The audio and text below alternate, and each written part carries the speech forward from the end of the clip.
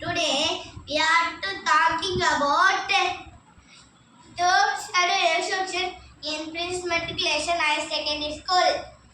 Today, first lesson living and not living things. In answer the following we will revise. Why do living things move from one place to another place? Living things move from one place to another place in search of food, water and shelter and also to escape from enemies.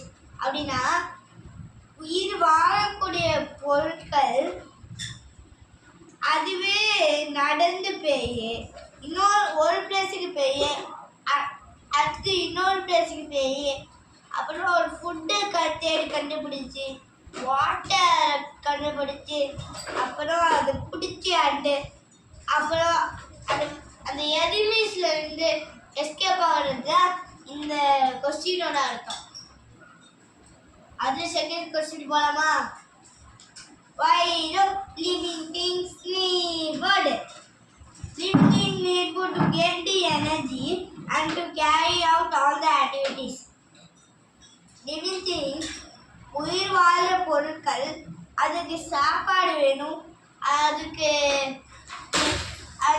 ஏன்டா ஓயாமக்கா கையில ஒத்த கையில புழுகுது அது எல்லா ஆக்டிவிட்டீஸும் two பண்ணுறது தான் இந்த கொஸ்டினோட meaning.